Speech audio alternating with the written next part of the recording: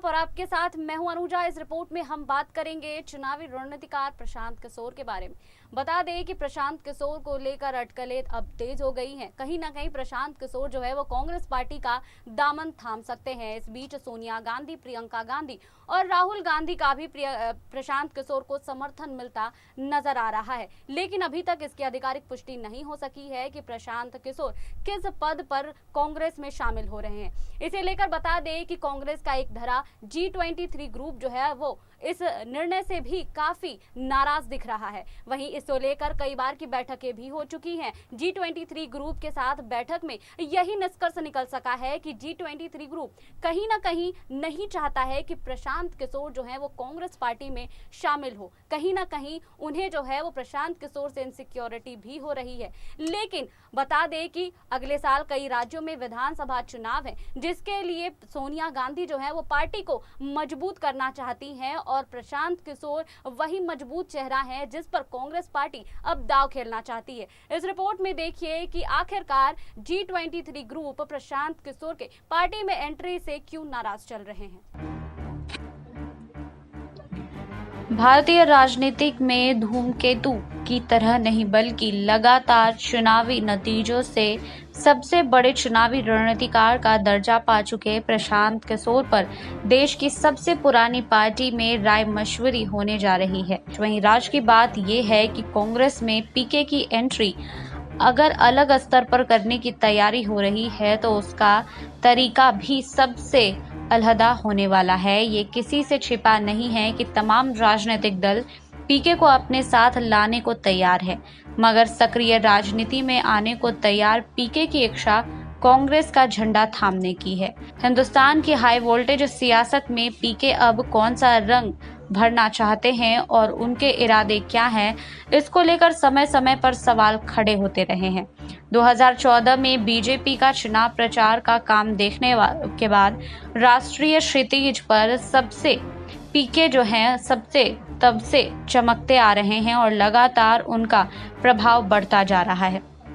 मगर दिलचस्प ये है कि जितना उनका विपक्षी राजनीतिक दलों में प्रभाव है, उससे कहीं ज्यादा लगाव उनका कांग्रेस में है। पश्चिम बंगाल चुनाव के बाद ही पीके ने चुनावी रणनीतिकार से आगे अपनी सियासी महत्वाकांक्षाओं के संकेत खुलकर दे दिए थे। NCP supremo Sharad Pawar, Trinamool Congress supremo Mamata Banerjee, Sapa अध्यक्ष अखिलेश यादव, राजद से लालू प्रसाद यादव और तेजस्वी यादव से नीतीश कुमार और कांग्रेस में गांधी परिवार भी उनकी काबिलियत का फैन है। कांग्रेस के अलावा सभी दलों से उनको राज्यसभा या बड़ा पद देने की पेशकश भी हो चुकी है। मगर राज की बात यह है कि पीके फिलहाल बीजेपी विरोधी राजनीतिक दलों को एकजुट कर नई लकीर खींचने को बेताब है। खास बात यह है कि इसके लिए पीके का मानना है कि कांग्रेस में रहकर ही वह इसे कर सकते हैं और शायद इसलिए कांग्रेस में एक बड़े ताकतवर धड़े का विरोध होने के बावजूद वो गांधी परिवार के लगातार संपर्क में है। राहुल गांधी भले ही यूपी में अखिलेश से गठबंधन के बाद उनसे छिटकते हों, लेकिन भरोसा उनका भी पूरी तरह खत्म नहीं हुआ है। अलबत्ता बहन प्रियंका गांधी तो हर हाल में पीके को कांग्रेस में लाने को आतुर हैं। वे अलग बात है कि कांग्रेस के वरिष्ठ नेता पीके को लेकर आशंकित हैं और खास तौर से गांधी परिवार के विरुद्ध पार्टी के भीतर गठित G23 यानी कि 23 नेताओं का समूह तो पीके के खिलाफ ही रहा है। ऐसे में पीके जिस तरह से कांग्रेस में आना चाहते हैं वह विरोध और बढ़ा सकता है। कांग्रेस में पीके महासचिव बनकर आना चाहते हैं और जिसके पास चुनावी रणनीति और संगठन का अधिकार हो, ये तो आलाकमान पर तय करेगा कि वो उनके लिए कौन सा पद मुकर्रर करती है, लेकिन उन्हें लाने का सैद्धांतिक फैसला हो चुका है। मगर कांग्रेस के अंदर कोई और विवाद न खड़ा हो, इसके लिए पार्टी की कार्यकारी अध्यक्ष सोनिया गांधी को आगे आना पड़ा। राज की बात है कि पीके की कांग्रेस में एंट्री से पहले सोनिया ने अपने दो सबसे विश्वस्त AK एंटनी और अंबिका सोनी को यह जिम्मेदारी सौंप दी है। ये दोनों नेता पीके को लेकर पार्टी के सभी स्तरों पर बात करेंगे। मतलब G23 समेत कांग्रेस के अन्य वरिष्ठों से पीके को पार्टी में लाने पर बातचीत कर उनकी राय जानेंगे। इसमें सभी राज्यों के जहां अध्यक्ष और नेता विपक्ष या मुख्यमंत्री हैं उनसे भी बातचीत की जाएगी।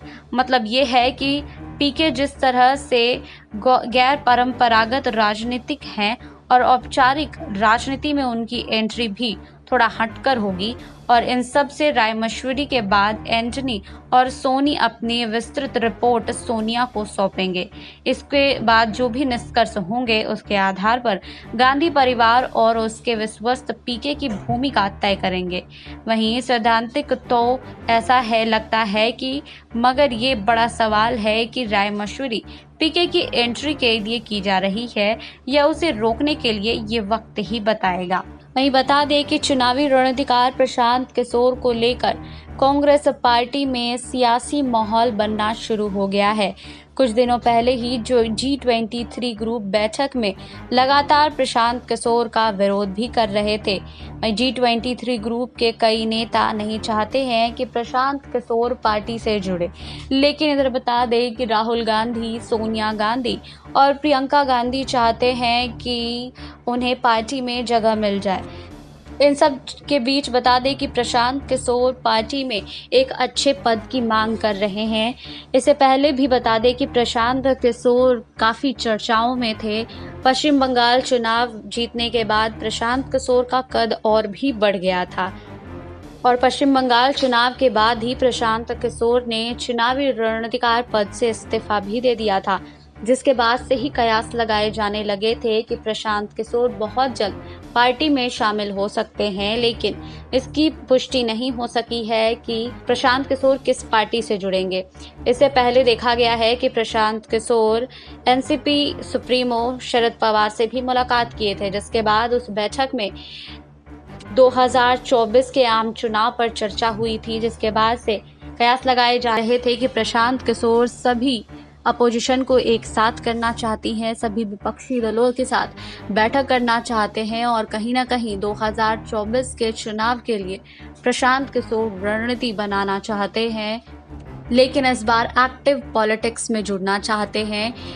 चुनावी रणनीतिकार के पद पर कार्यरत नहीं रहना चाहते हैं और प्रशांत किशोर अब डायरेक्ट किसी पार्टी से जुड़ेंगे, उसके बाद वो पार्टी के लिए कार्य करेंगे। आपको हमारी ये रिपोर्ट कैसी लगी हमें कमेंट बॉक्स में लिखिए। बाकी और खबरों के लिए जुड़े रहिए SPN 9 न्यूज़ के साथ।